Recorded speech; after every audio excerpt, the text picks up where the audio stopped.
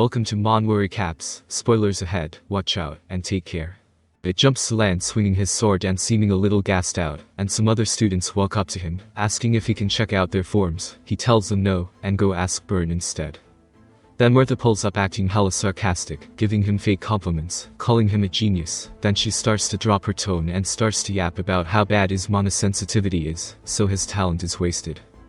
She says he could maybe become an instructor for swordsmanship. Everyone stays silent, and Martha looks proud, saying that's what she expected, since nobody expected him to not have learned Aura after 4 months.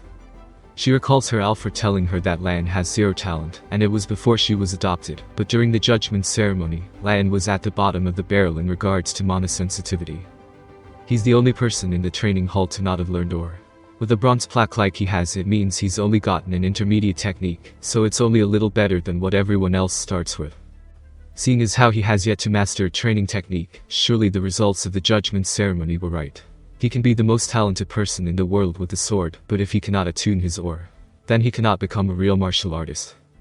Martha is still mad she lost to him. She goes to have another cliché thought, then sees Runin, and asks if she has something to say. Runin tells her to go. Martha asks if that's all she has to say, and Runin just repeats it. Martha says she was leaving anyway, and humble brags about being from the direct bloodline. Runin doesn't care. It skips to later that night in the training hall. Lan sighs, saying that's enough for the day, but he smiles, saying how fun it is. He once again mentions he was the greatest assassin, so he had no time to learn anything else than killing. So he's really enjoying the experience. Rage is hella angry. He just sat there when Martha was yapping. Then Lan tells him he wasn't able to hear her, since he was locked in. Rage says he would have killed her, but Lan says he told him before there is no benefit to fighting her, and he could easily defeat her. He opens the door to see Runin. She's holding something. He asks her why she's here, and she opens the box to reveal some kind of food. She tells him to eat, then tells him again. He goes to eat it. Once he eats it, he is surprised. Rage starts to talk about how he's never eaten something so sweet, and starts to fly around like a happy kid, while Runin asks Lan how it was. He tells her it was good, and then she tells him it was ice cream that he just ate with his hands like an actual freak. Then she walks away. He wonders if she was worried about him. Since she has such a sweet tooth, she must have saved the last one for him, which would have been hard for her. He smiles, saying he'll repay her later. He finally goes back and Judiel hands him a letter. He asks what they want. She tells him about how they ordered her to look into him more, due to how fast he developed his skills, but they lost interest, since he hasn't been able to use Aura. He asks about his mother, then Judiel tells him they lost interest in her too, so they might pull her back in. He realizes that's not good. Then she asks if he hasn't learned Aura yet on purpose. He plays dumb and asks her opinion. She apologizes and says never mind, then she takes her leave. Rage says it's only normal to assume what she thought, and asks how he's having such a hard time with it. He tells Rage that he doesn't know and it's time to train. Rage asks if they can just sleep instead. Lan says training will make Aura easier to use. Then is surprised when he sees Lemur outside playing with some birds. Lan calls out to him, and Lemur asks if he slept well. After asks why he's here, Lemur says it's to tutor him. He puts his hand on Lan's shoulder, saying he'll tell him what his attribute is. In the woods we see them walking. Lan asks them why they are hiking. Lemur tells him to stop whining and wait, since he's a goated teacher. Lan asks how he'll learn about attributes here. Lemur smiles and thinks about how when he first saw his training technique, it was as if he saw flames so strong they were magma. It was very different than ordinary techniques, how boldly he accepted the cold in his body along with the flames. If Lan can truly master this method. He then smiles and turns around, saying that this should be far enough. Lan looks around, asking why they are in the middle of the forest. Then Lemur uses his wind to fly past Lan. Lemur says that he wanted to make a blade out of wind to protect his lord, and the air he is feeling now is the wind he chose. Lan looks down as Lemur explains that he weakened it just to give him a sample. It's a wind Lemur has felt since he was born, and due to Lan's mana circuits being filled with cold, it'll be rough. But there are many types of winds, warm, cold and so on. Lemur wanted a blade to pierce through anything, and he achieved it. Now all Lan needs to do is find his, so think of the fire he wants to possess. Lan tells him that unless he sets a fire to the woods he can't see proper flames. Lemur says they can't do that, but there's a perfect place around here for him. They arrive at a forge, and Lemur calls out to an old man. Lan asks where they are at, and Lemur tells him this is the place he can feel the flames. It's an artisan's charcoal pit. The old man asks what Lemur brought into his house. Lemur says he's the patriarch's grandson. And the old man says he doesn't care for formalities as he's retired, so less the patriarch himself is here, but then gets interrupted by Lan's thoughts as he's surprised by the fire he's witnessing. He says he's seen it multiple times in his past life, from campfires to the fires of mages. But they don't compare to the flames he sees now. This is the ideal image of the flames he'd like to possess. Then the old man lessens the fire, and introduces himself as Falcon. He tells Lan if he wants manners he can go elsewhere. Lan recognizes the old man's name as a famous artisan who is hella famous. He's the one to have created Glenn's sword, but he vanished 30 years ago. Lan bows his head saying it's nice to meet him. Falcon then asks Lemur if there's anything he wants to say about Lan, but he says no, then explains who Falcon is. He's retired now, and he's done nothing but keep the flame burning here, which is why Lan was brought here. Was to feel the real flames. Falcon asks why he just didn't take Lan to another blacksmith's workshop. Lemur tells him there would be too many eyes, and others seeing his technique would be bad. Falcon asks what he means, then Lemur explains how his mother is Sylvia. This sparks something in Falcon, causing him to turn around and stare at Lan, who says he won't cause any trouble, he just wants to look at the flames. Falcon tells him he's making charcoal, specifically golden charcoal which makes stronger flames than white or black. Which is what he's been doing for 10 years. He doesn't care what Lan does as long as he doesn't interrupt him. Lan gets happy then thanks him. We later see Lemur and Falcon talking outside. Lemur says he didn't expect him to agree so easily.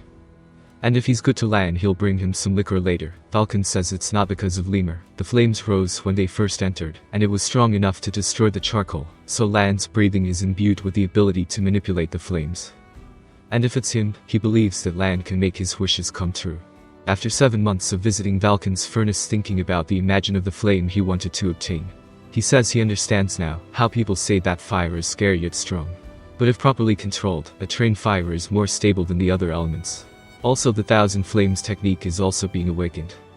He recalls Lemur's words of trying to imagine the fire he wants, so he starts to think about Dareth, how much he wants to kill him, how much he wants his mother to regain her title, and how the path to his goals is a darkness that doesn't even allow him to see his feet. He needs a light to guide the path. He needs his flames to be a sword to kill beasts, regardless of the weather, an unwavering flame. This is the flame that he wants. He begins to feel a stronger fire energy than usual. The heat of the furnace is pouring into him. He needs to lock in and catch the fire. He begins to wonder if he's feeling selflessness, as he sees the image he had of the flames. As he goes to concentrate more he feels a coldness in his hands. Rage says it's his turn now, and that he held him before, that he was going to wait for the moment he's at his weakest, and that it's time to freeze him. Lan is shocked realizing that he let his guard down. He forgot since it's been a while that Rage is a demon who wants his life. And a king at that. He starts to feel as if his body is breaking into pieces, and it's being hard to breathe. But if he moves he will die. He needs to focus on his ore. He grits his teeth, saying he needs to think so he can live, but he begins to lose his consciousness. Rage smiles watching his struggle, asking if he thinks he can endure his power like before, but says it's pointless as his body and soul are his. All of his efforts till now were pointless, as he's no different from the man working on the furnace. But don't worry, as the revenge shall continue. Lan thinks about the furnace comment, and realizes it's all or nothing, since he'll die if he does nothing. Instead of absorbing the mana being heated by the furnace, he'll absorb the mana inside of the furnace directly, a stronger fire than ever before. When that can consume anything, he begins to take in the mana, making Rage ask what he's doing. Lan replies that he's struggling. Inside of the furnace we see the charcoal Falcon is making, and when he opens his eyes he sees the heat is rampaging. He wonders what's going on as the fire grew so much, as he's never seen the flame so strong. He turns around asking what's happening to the furnace, and sees Lan meditating. Rather he sees him shivering in front of the fire, wondering how he's so cold. Falcon approaches him asking if he's okay, asking why he's shivering and to say something. But Lemur appears, saying to leave him. Falcon says that he might die, and Lemur tells him that there's nothing they can do, since they would kill him by bothering him. Falcon asks if his shivering is part of the coldness he mentioned before, but of course it's too dangerous. Lemur just hopes that Lan will not die. Lan continues to struggle, and Rage tells him to stop fighting back, as there is no hope. Lan calls out his bullshit, since he's already died helplessly before. His meaningless past life he does not want to repeat. He reaches out towards the fire in his mind, and Falcon yells that the heat is too strong, and at this rate it'll explode due to the sudden surge of heat. Lemur recognizes that all of the mana in the furnace is grouping in a single spot. And that Lan must be absorbing the mana. Lan lets out a primal scream as he grabs the fire in his mind, which creates a massive explosion that blows through the roof of the workshop. Lemur calls out to Lan, as does Falcon. And they see floating around him is mana, or rather they see golden flames flowing around him. The status window appears again saying he's learned the 1000 Flames technique and other things about how his biblical curse has been changed and has reached his 2 stars due to rage. Lan thinks to himself how things turned out better than he expected. And he didn't think he'd achieve this much. He gets another pop-up saying that all of his stats will be increased as a reward for enduring rage's hardships. He wonders if it's a dream that he's receiving all of this, as it would have normally taken years. Rage awkwardly stares at Lan and starts wondering how he managed to survive, even though his mentality was always at its limits. Lan says that he told him it wouldn't work, so don't try. Which we all know is just a bluff because our boy barely made it out of that one, even with plot armor. Vulcan asks him if he's okay, to which he says he's fine. Vulcan asks if he's learned aura now, and we already know the answer is yes. He then apologizes for breaking the furnace. Vulcan tells him that's fine as long as he's alright. Since he can just make another one, Vulcan notices something and starts walking over to his non-broken furnace. He shoves his shovel inside and pulls out some golden charcoal. Vulcan becomes emotional, recalling all of the hate he was given by people who thought that golden charcoal was a legend, and he tells Lan it looks like he isn't the only one that's lucky. As he's gotten his golden charcoal, which he's been trying to make thanks to decades, all thanks to Lan. Lan goes to say he did nothing, and Vulcan explains how he trained here every day, and strengthened the heat all over the workshop. While he may be slow, he can still tell what he's done. Then he asks Lan what his goal is. Lan repeats it, and Vulcan asks what kind of swordsman he wants to be. Lan says he wants to become a swordsman that doesn't give up regardless of the situation he's faced with. Vulcan says he didn't expect for a kid to say that, but when the day comes and he is the type of swordsman he wishes to be, come back and find him, and he'll save the charcoal for that day. Lan says he thought he was retired. Vulcan says that people usually go back on their words of retirement, so don't die until then. Vulcan then sees him off and they go their separate ways. Lima peeping from above says he wondered what would happen, but it seems like he got his ore. And he's talented about making those worried about him, then asks Glenn if he's right. We learn Glenn has visited every day, and now must feel relieved. Then they talk about how talented he is, which of course he's the main character. Glenn says it's not actually talent, but him turning his hardships into advantages. At the training hall we see Rinin with a box of candy wondering when Lan will come back. She starts to think about all the shit talking the other trainees have been doing about how it's been months, yet Lan still has no ore. She just wants to help him, since her mother said to give back to those who helped. For plot convenience, she hears the gate open and looks up to see Lan entering. She quickly runs up to him, while he argues with rage. He sees her and she gives him puppy dog eyes, and opens the box to reveal more ice cream, telling him to cheer him up. Then he picks it up and thanks her for the food, and she can tell that the cool air and even his scent has become more pleasant. He eats it, and rage starts popping out because of it. Lan tells him to calm down. He closes the box, telling her again it was good, thanking her. She asks if he wants any more. He tells her one is enough. Then she asks if he feels better now. He stares at her, then sighs while saying yes. Runan smiles saying that's good, walking away happy. Lan smiles too, saying she's a mysterious kid. Later on stage, Lemur steps up saying he's planned something special for next month. Now it's time for them to move on to their energy cores. None of them know what he's talking about. Lemur tells them that they'll proceed with duels in a month. Martha looks excited as Lemur tells them all that the results of the duels will be ranked, so prepare thoroughly. Martha raises her hand saying to wait, then asks what about those falling behind, those who haven't created ore. They all glance towards Lan. Lemur notices this, so tells them all Lan succeeded. Martha is shocked and turns around saying there's an opportunity and she's gotten bored of waiting. She walks toward him asking if he remembers what she said before about not listening to those weaker than her. She tells him she's been patient enough and he must have struggled while being in a position he isn't qualified for. She keeps yapping until Byrne tells her to back off, since it's been less than a day since he learned ore, but she has no honor trying to fight him. She starts to mock him, saying that honor is for those who deserve it. He goes to cut her off, but she continues saying even the useless ones learned ore within a month. But the top trainee took more than 6 months, which proves how he isn't talented. She's sure Byrne is aware as he was at the judgment ceremony with him, and a swordsman who hasn't learned ore cannot become famous. Isn't this the reason Lemur came up with the idea, was to change the top student? Lemur shrugs his shoulders saying he doesn't know. Martha goes back to calling Lan out, saying he's been top student for too long, even though it isn't deserved. So as she said earlier, they'll have a duel to decide. Lan tells her no. He asks if she thinks she can gamble without money. If she wants his spot as top, she needs to offer something equal in value. She asks if he still doesn't get the situation, saying there's nobody on his side. Then he asks if she's scared, and it takes her smooth brain a minute to register it. Then she asks what he just said. She laughs a little, then it gets uncontrollable. She says it's so amusing. She says she'll tolerate it, since she knows it makes sense. She pulls out a miracle medicine that strengthens the body and aura. She says if he wins he can have it, saying it should be fair. He asks Rage if he remembers what he said they needed to wait to body Martha. But now he can get something from her, so it's their chance. It jumps to a month later and Martha is looking at a calendar. She says it's finally a chance to get payback. She's never been hit before by someone her age until Lan. So it's a chance to get her payback after 8 months. She says that it's only been a month since Lan learned aura. He wouldn't be a match to her who trained for 3 years, right? Then she starts to talk about how she needs to hurry and become stronger, so she can save someone. Then she looks determined, saying it's the end of Lan. It skips to a bit later. Lemur is speaking to them all, saying that even watching a fight is helpful, so watch closely and imagine yourself in the situations. He calls up Burn and Dorian first, and Dorian raises his hand while shaking, then says he surrenders.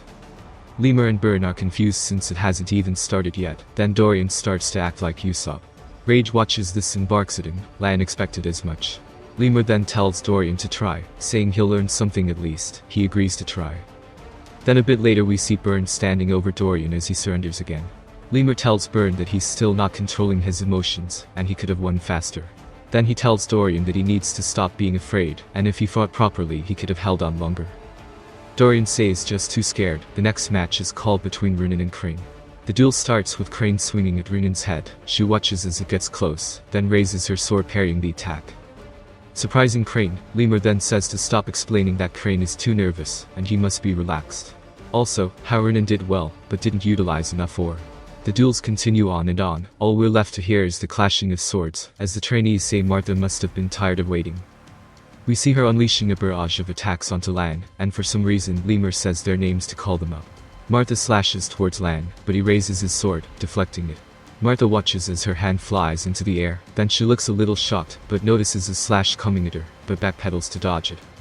She starts to laugh, saying she didn't think that he could deflect her sword, but that he's only talented in swordsmanship. Which is what she's said 40 times now. She keeps yapping like usual about how he can't use aura, while raising her sword into the air, channeling her poopy aura.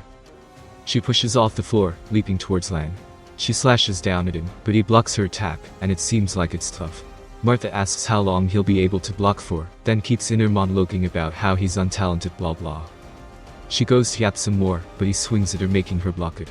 He says she keeps talking about talent, and how everyone in this family must love talking about it.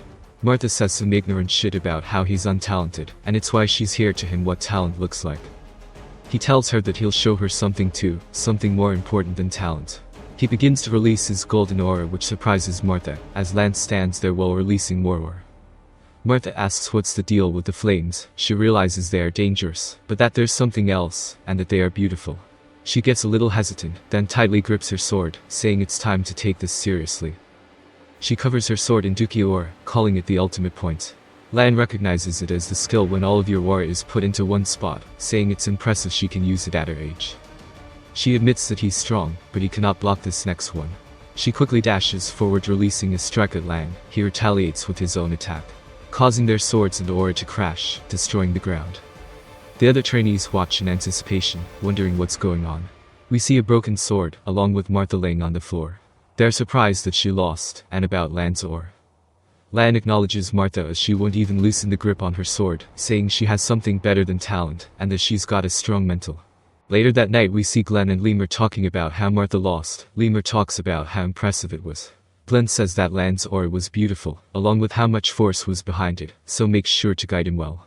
Lemur agrees, and then we'll learn that Martha is shocked and seems as if she's depressed, and he hopes she can overcome it. Sometime later we see a pretty flower that Lan is planting. Rage is barking at him to be gentle with it, threatening him. Lan says he's too weak to try. Rage says it's only because of Lan's resistance. Which we'll learn that after he defeated Martha, the medicine she gave him increased his stats a lot, rather all of his effort until now finally took effect, including a resistance, so Rage's outbursts became a joke. Now he's out here to garden since it's his last day of rest. Rage continues to bark at Lan for how he gardens, and tells him to stop using the tool and use his hands instead. Lan wonders how Rage knows so much about gardening. Then we learn that in the demon realm, he tended to the garden often. As Lan listens, he then looks over to notice Martha. She doesn't say anything. Lan asks if she's here to pick a fight. She still says nothing. Lan wonders what she's thinking as she stares him down. Then she finally speaks, saying she'd like to fight him again. He says it's pathetic she won't accept her loss, but she says that she's not doing that, but she wants to understand how she lost. Then he asks her what he'll get in return. She's confused, and he explains how the loser must bring a gift when challenging the winner. She says that's bullshit, there's no point in paying to fight. He says that's what he wants. Martha tries to think of what to do, then looks over some flowers, wondering if she should step on them. Then she says it's surprising he likes flowers, but he tells her he doesn't really. Which surprises her. He adds how he doesn't like them, nor does he understand why others do too. He tells her he's only doing it for his mother. She clicks her tongue, then decides not to step on them. Then she turns around saying she'll be leaving, but then Lan's mother arrives as she's leaving, and asks who Lan's friend is, asking if he met her while training. Martha turns around to look at her. Sylvia recognizes who Martha is, greeting her. Lan tries to get her to stop, but she doesn't want to. She then asks her if she's heard anywhere from the duel with Lan. Martha tells her she's okay. Sylvia says she was worried, and she heard that Daniel brought in a talented child, but turns out she's pretty too. This makes Martha blush. Then Sylvia asks her why she's here. Martha awkwardly says she had to tell Lan something, but she was leaving. Sylvia then invites her to eat with them, while grabbing her hand. Martha tries to tell her to wait, then it jumps to them sitting at the table together. Lan wonders why Martha is being so polite, then Sylvia begins to brutally interrogate her. She's 15, so 1 year older than Lan. Sliva asks if she has any problems with the training. She says no. Sylvia then says well, their cooks are really good, the meat quality is worse than what Martha is used to, so it might be a bit chewy. Martha swallows it whole, then Sylvia puts her hand on Martha saying to chew properly. Martha recalls her mother saying this to her too, and how happy she was back then. She looks full of sadness, then thanks them for the food. She bows as she's leaving, and Lan wonders what the hell just happened, wondering if she ate something bad. As Martha's walking, she thinks about how Lan must think she's crazy, and how she couldn't say no to Sylvia, because it reminded her of her mother. Even though she looked so different from her, it was just like she was with her mom. We learn how her mother was kidnapped by the White Blood cult, and she was adopted by Daniel, and vowed to herself not to lose until she found her mom, and it's a promise she's kept until now. But it all shattered once she lost to Lan. She was adopted due to her talent, but she might get kicked out if she loses. Well, her dad is soft, it might have just all been an act, then she'll never find her mom. She grits her teeth, saying he wasn't meant to lose, then Alfred welcomes her back. He was waiting to deliver a letter to her that Daniel wrote.